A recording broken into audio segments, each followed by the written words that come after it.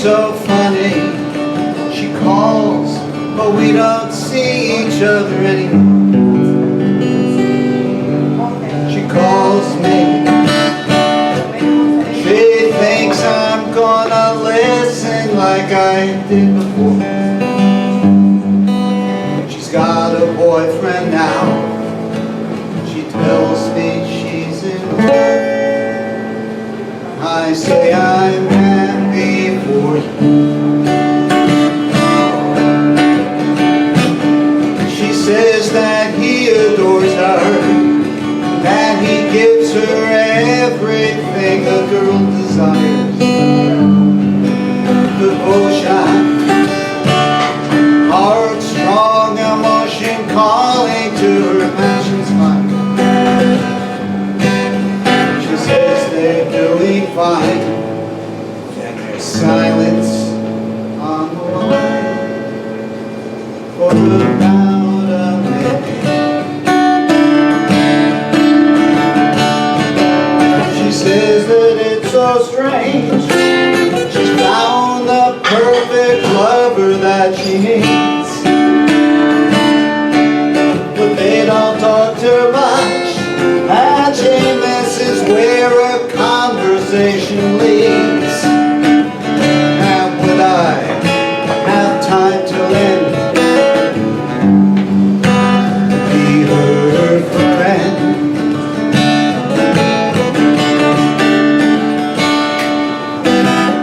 She's feeling guilty. He doesn't like it when she talks to guys like me. She tells me she didn't know that love meant missing what could be. She doesn't go out much, but she wants to stay in touch. It causes her confusion. She says that it's so strange. She's found the perfect lover that she needs, but they don't talk too much, and she misses where a conversation leads. And would I have time to lend, to be her friend, as a friend?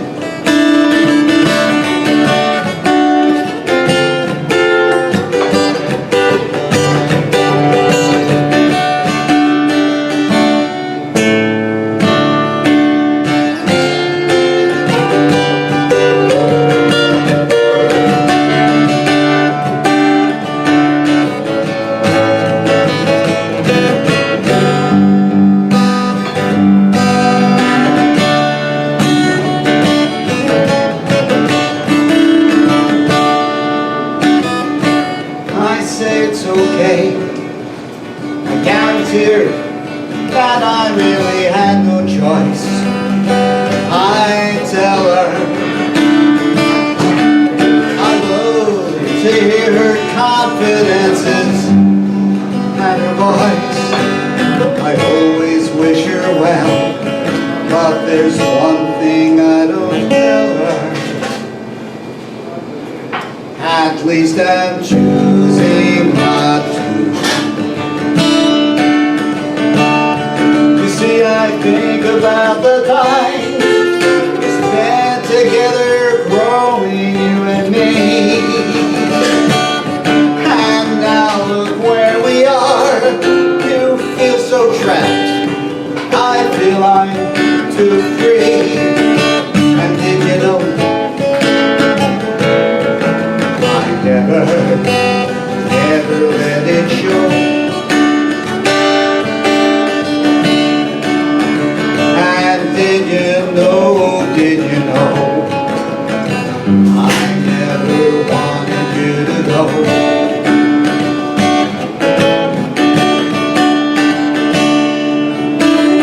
Yeah, it's so funny. She calls, but we don't see each other anymore. She still calls me, right. I'll listen like a million times before. She's got a boyfriend now. She says that she's in love. I say I'm happy for you.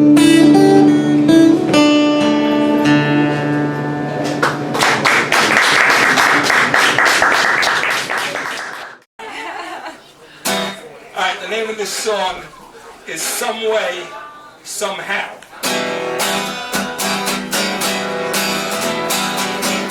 Some way, somehow, I'll get over you. Some way, somehow, it's the best thing I'll ever do. I will harden my heart, I will make it vow to get over you some way, somehow.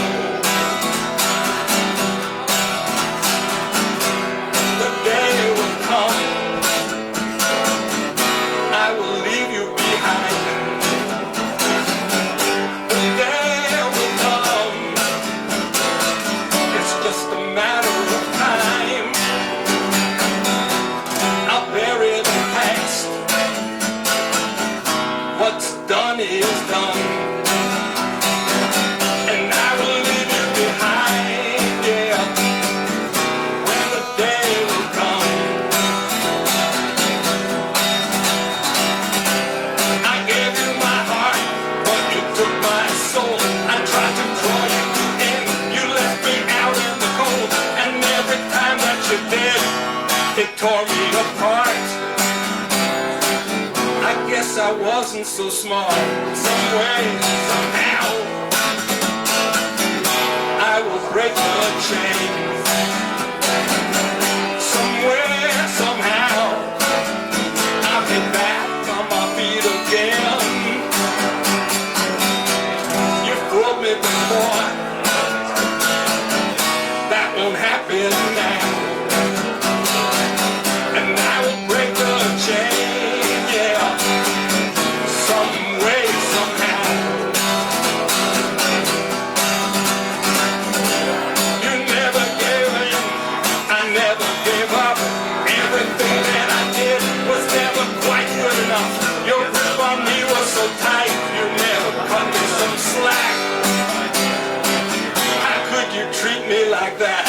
Some way, somehow, I'll get over you. Somewhere, somehow, if it's the last thing I'll ever do, I will harden my heart, I will make a vow to get over you some way, somehow. I will leave you behind, yeah, some way, somehow. And I'll break the chain, yeah, some way, somehow. Some way, somehow, some way, somehow, some way, somehow, some way, somehow, yeah. Some way, somehow, some way, somehow.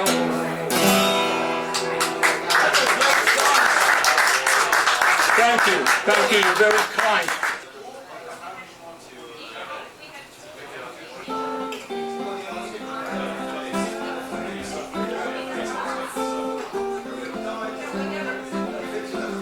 You sipped your bourbon last night, and even in the dim light of the bar, it was clear that you were crying.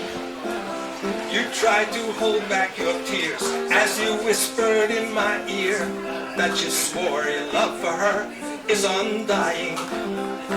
Even though we both know that it's best that you let go, 'cause she did long ago. Sometimes when love is so strong, you can't imagine that anything could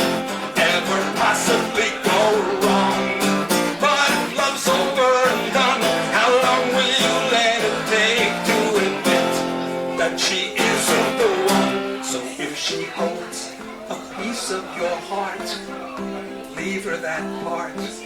Your new start is long overdue, and if you can't just be her friend, then I recommend that you move on and find someone new, because you can't make someone love you.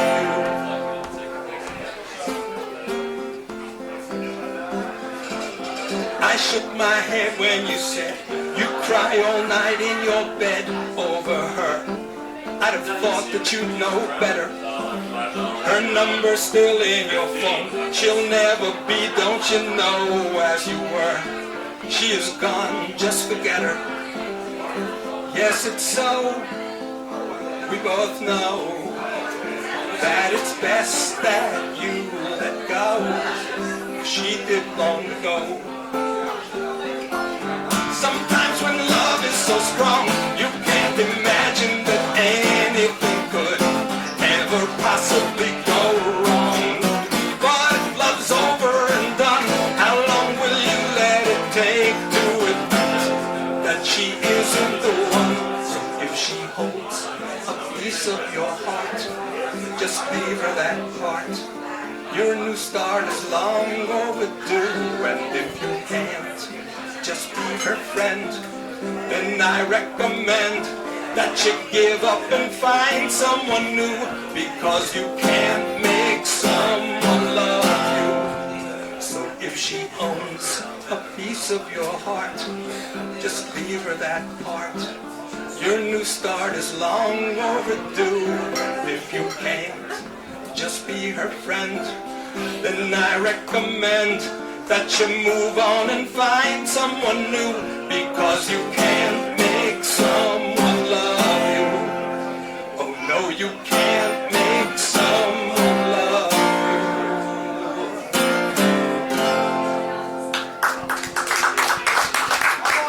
Thank you. This is called Just Another Drunk Guy at a Bar Story. Antibalas is a rousing Afro-pop band inspired by the late, great, incomparable Fela Kuti. They did many gigs around New York City before they hit it big as the house band for the Broadway show Fela. Sitting in one of many clubs I've been lucky enough to catch them in, the opening act had just wrapped up, and it wasn't all that long after 9/11, and it felt good to be back to some kind of normal. I waited with my beloved cousin Mark from England for the vast ensemble to tear things up, as I was confident they would. Hell, they always did. "You want a beer, Mark?" I asked him. "No thanks, mate," he said. Mark looked and sounded a bit like Richard Burton, and others saw the resemblance. I walked up to the crowded bar and waited for the bartender to catch my attention. Meanwhile, I noted a taciturn, somber-looking, casually dressed fellow a bit younger than me to my left. He looked like he had a few, and he was feeling every bit of them. "How you doing?" he suddenly asked with a tinge of sadness in his voice. "Good. You?" I said matter-of-factly, not knowing what I was getting myself into. In New York City, you get used to minding your own business, and unless the person talking to you was friendly and female, you tended to be wary. You know. Actually, I didn't, but I could see the poor guy was going through something, and the drink in his hand wasn't curing a bit of it. "Just waiting for the band," he said, stating the obvious. "Yeah, they're great," I said, hoping the bartender would serve me and I could politely exit. And then, seemingly out of nowhere, the guy started pouring his heart out. My dad was an educator, he started to tell me, always on the road, representing his university. He sounded a bit like my own cousin, a dean at prestigious Edge Hill University in Ormskirk outside of Liverpool. The guy is always on a plane going to some faraway place for some scholarly meetup. My dad was a New York City cab driver, I tossed in, but I sensed the fellow had a story to tell and needed to tell it, and I left it at that. He seemed lost in his thoughts, but continued his tale. "Yeah, he was always on a plane going somewhere. I couldn't keep track of him. Wouldn't hear from him for a week or two. Never thought anything of it. Brilliant. He could talk about anything. Eclectic. He would have loved this band. Just a good guy." He seemed so lost in his tale, it was almost like he was talking to himself. 9/11 came and I didn't think anything of it. It wasn't like we ever spoke every day. 2 or 3 days went by and I finally figured I'd give him a call. It was the longest pause. I couldn't reach him. Started to get nervous. Turns out he was on one of those planes. He gulped down the rest of his drink and looked at me in the most haunted way. They murdered my father. His killers are dead. It's not like you can get any justice. I sought words that would somehow console him, but the best I could come up with was a simple no. And then, like it was coming from nowhere, deep within him, like he was searching for an answer, he blurted out something I'll never forget. I don't know what to do with the anger. What do you do with the anger? And 20 years later, how many thousands of people are searching for the answer to that very same question? Thank you.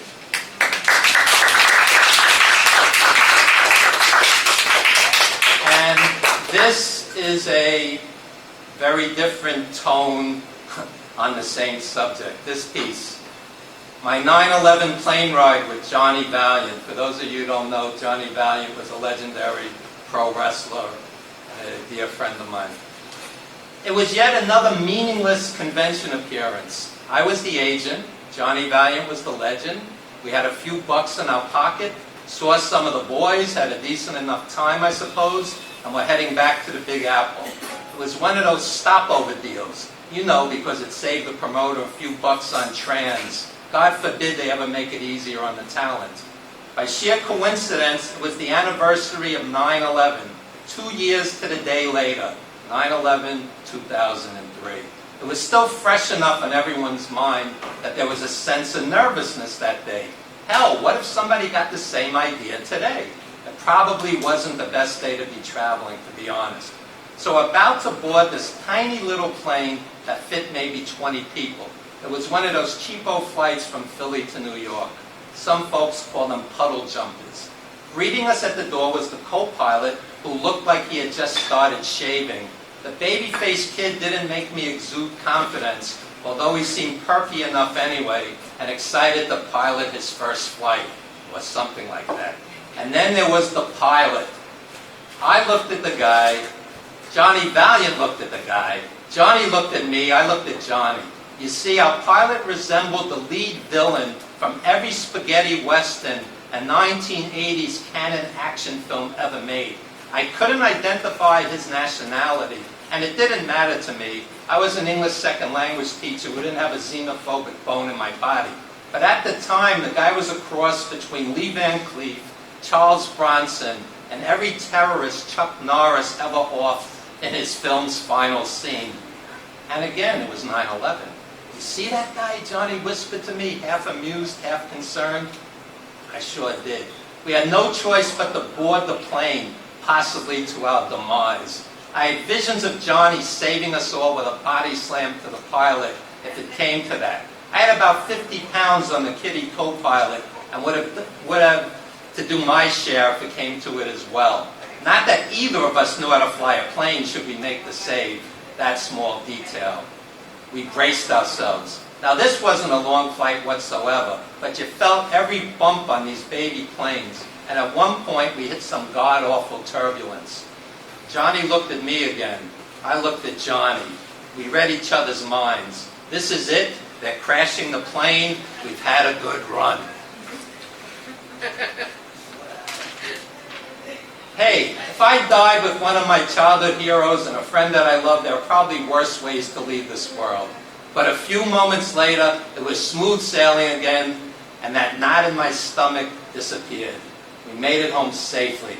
But Johnny would tell that story time and time again in years to follow. It was one of the countless memories I shared with the man. Rest in peace, Johnny Valiant. Thank you. Thank you.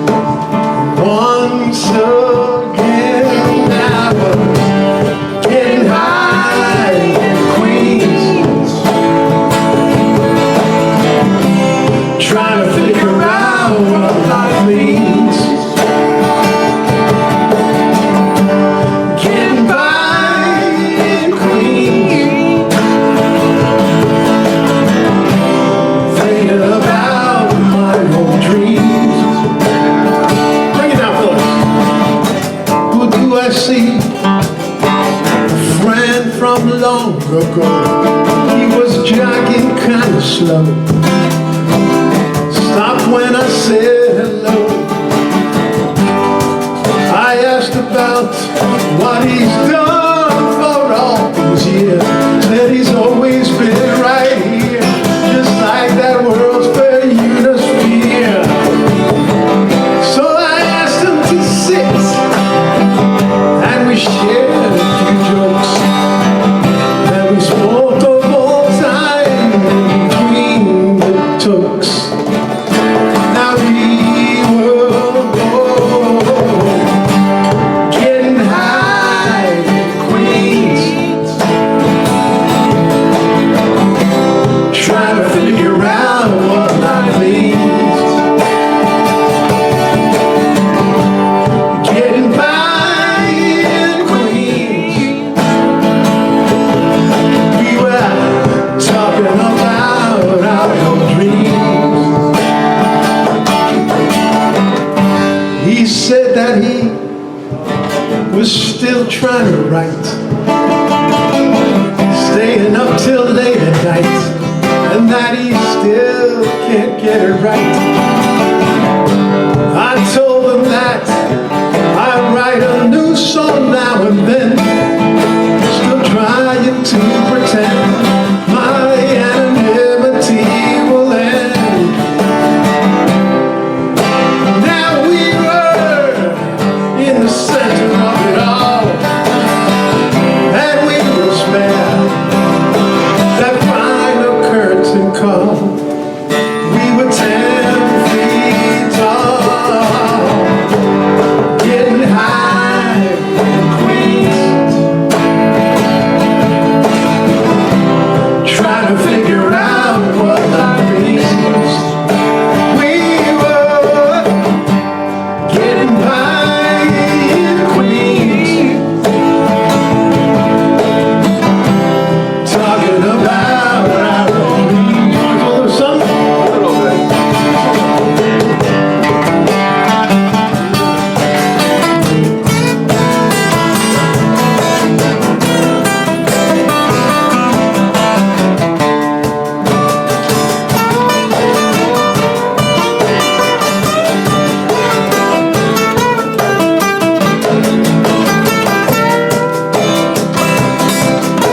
Martin Luther on guitar. We were getting high in Queens. Everybody sing.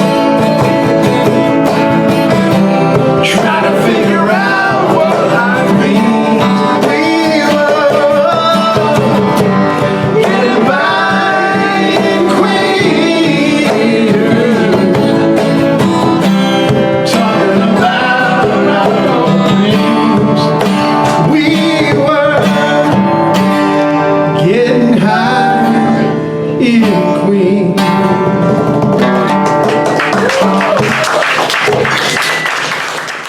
Tell us who you are. I'm Fred Hintz from the East End of Long Island. And actually, being that I'm a fan of the Shawshank Redemption, my motto this year, get busy playing or get busy dying.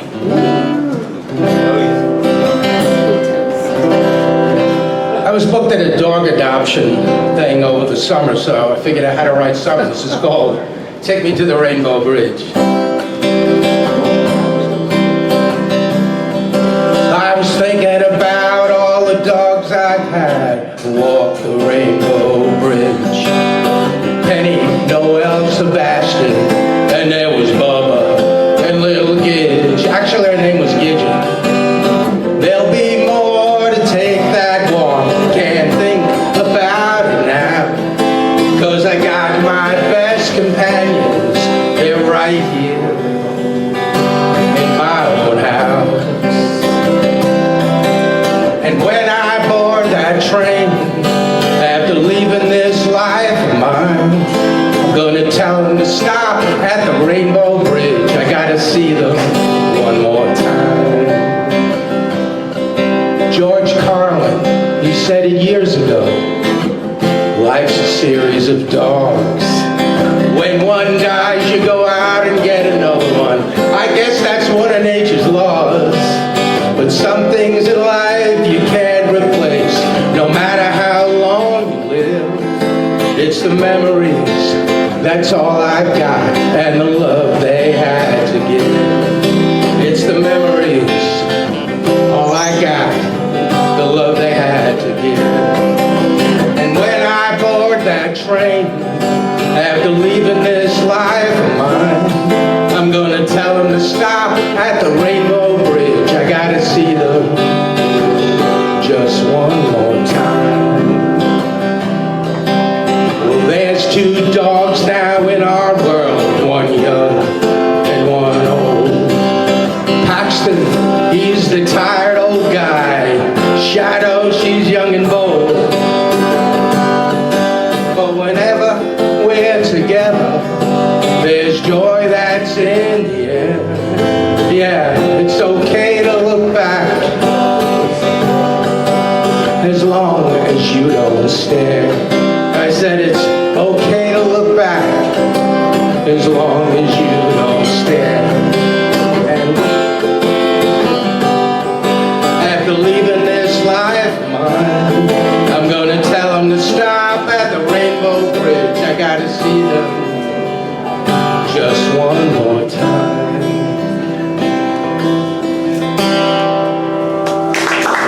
Take them to the Rainbow Bridge. Good night from the Red Pipes Cafe here in Forest Hills. I'll see you next month. Same bad time, same bad channel. Good evening, everybody.